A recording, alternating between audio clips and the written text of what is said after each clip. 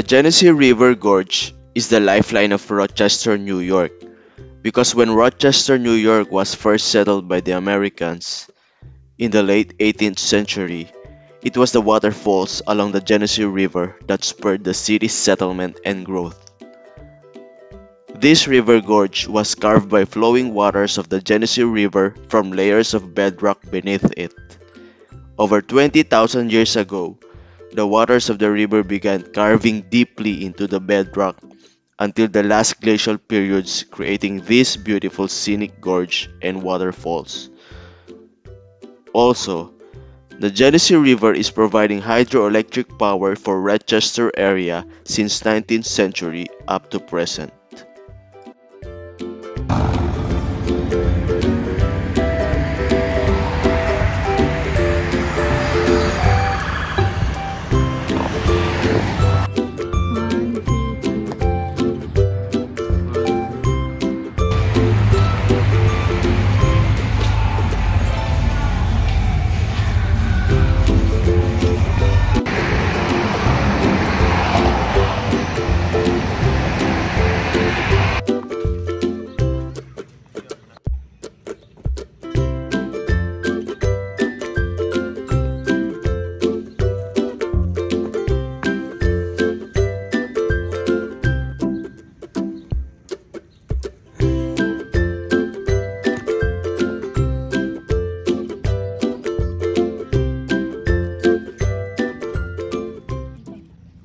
Sabi mo sa Seneca Park sa Rochester.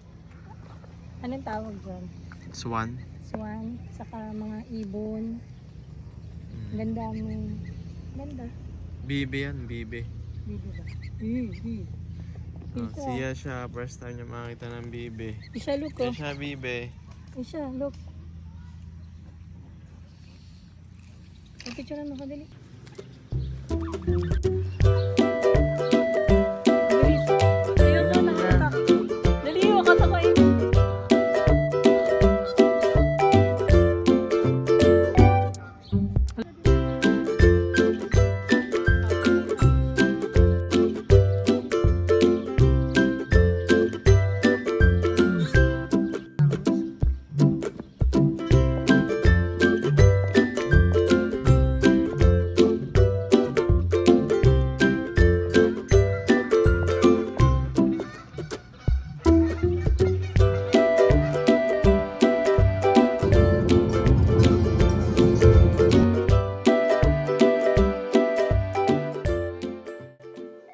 Rochester in the state of New York was born in the early 19th century as a small village on the Genesee River.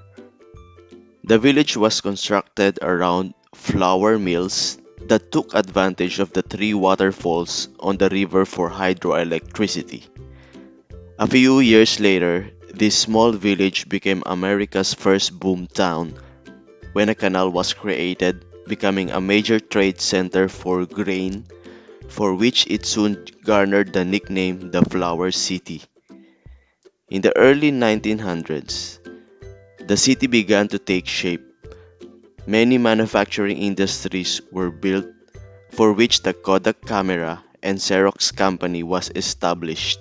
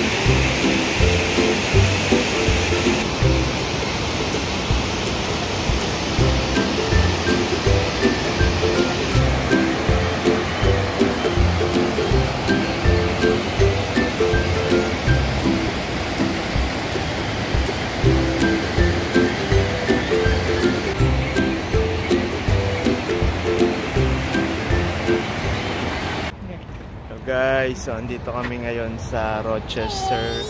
Today is July 27. Anniversary. Napakaganda ng weather ngayon. Anong temperature ngayon dito man? So I think mid of the year is very nice to stay here in Celsius. In Rochester kasi hindi masyadong mainit tsaka hindi masyadong malamig. Katamtaman lang. Anong weather? 26 degrees. 26 degrees Celsius. Ang ganda. Ang ganda maglakad ngayon, strolling na afternoon. So, andito kami ngayon sa downtown Rochester. Naglalakad, libot-libot within downtown. Tama namin si Yesha. Ayan si Yesha. Hello, Yesha. Say hello, Yesha. Say hi. So, ayan guys. So nasa downtown kami ngayon. Ayan ang downtown Rochester. So pupunta kami ngayon sa Times Square. Manhattan Square pala, Park.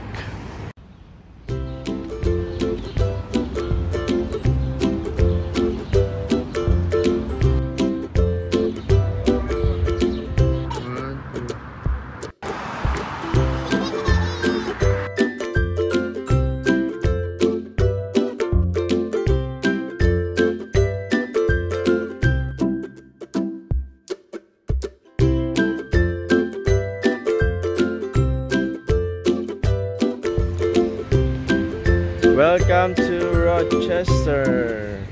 Here, doon siya sa ano. Daddy, ako naman. Kami naman niya siya. Daddy.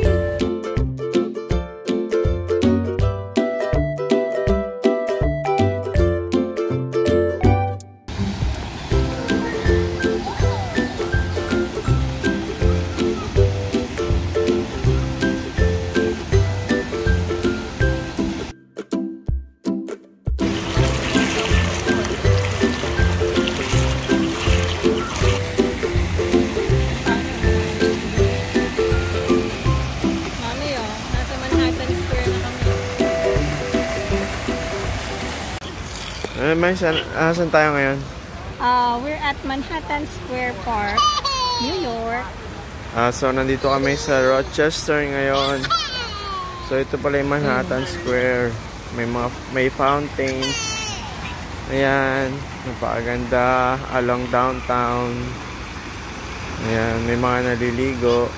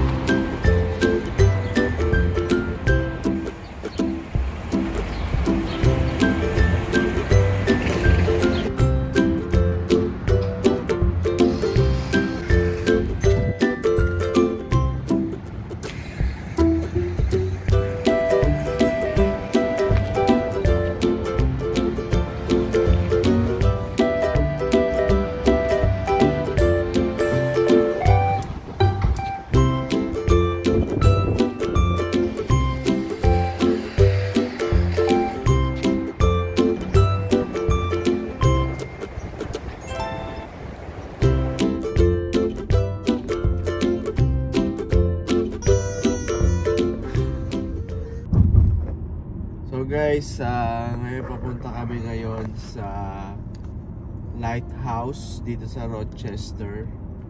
Dun sa lighthouse meron siyang beach. So ang ganda ng weather ngayon. It's almost August 1 or July 31, and the weather is nice. Hindi masyadong mainit, hindi masyadong malamig. Sunday ngayon, hopefully wala tingnan natin kung weekend, kasi usually maraming tao bumibisita. Pero tingnan natin kung ngayon kukunti lang. Ano masasabi mo ba sa lighthouse? Wala pa. So guys, 1822 lighthouse, napakatagal na. It was built where Indians camped and the W.M. Hincher family settled in 1792. Restored by the Lighthouse Historical Society in 1984. At nandito kami ngayon sa Charlotte Genesee Lighthouse. So guys, ito yung lighthouse. Although medyo renovated na siya kasi lumang-luma na. As you can see guys, built daw siya ng 1822 yung lighthouse. Napakaluma na nung lighthouse na to. So 18th century pa pala ginawa tong place na to.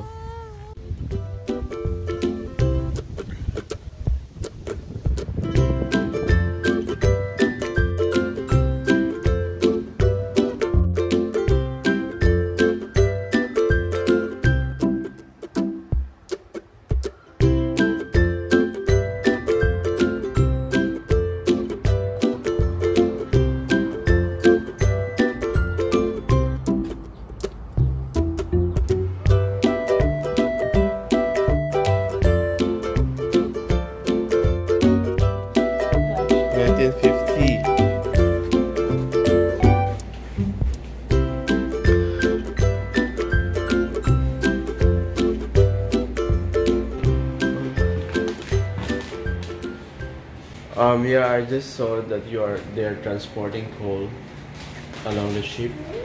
Yeah. Do you know what's the history that of was that? in the early part of the last century. Yeah. And my mom actually went on it. You could take that, you could go with it for $1.25 up and back. How much is it then when you want to ride on it? Or they're not charging any when you want to ride? No, it was $1.25.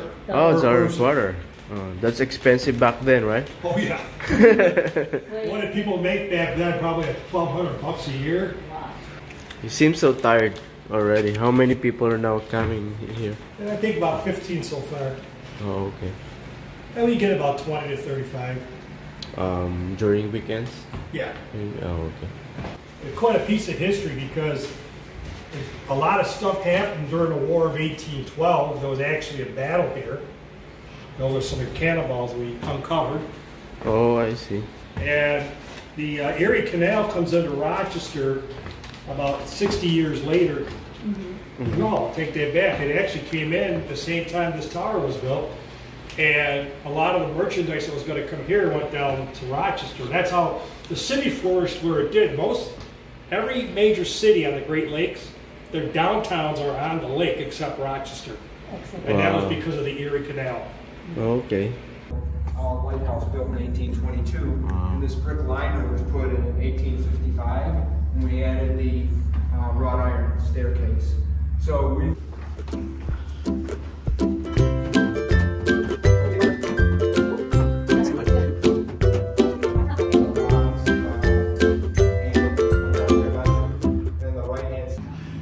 I like the view here. Is it okay?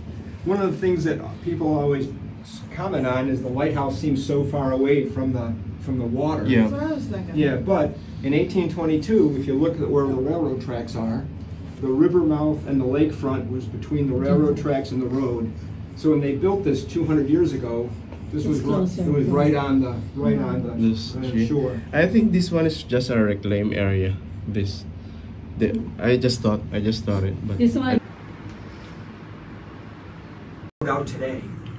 What When do you happened? take your boat out? I know. And isn't like with the parking, you have to pay? Oh, yeah. right? The owners have to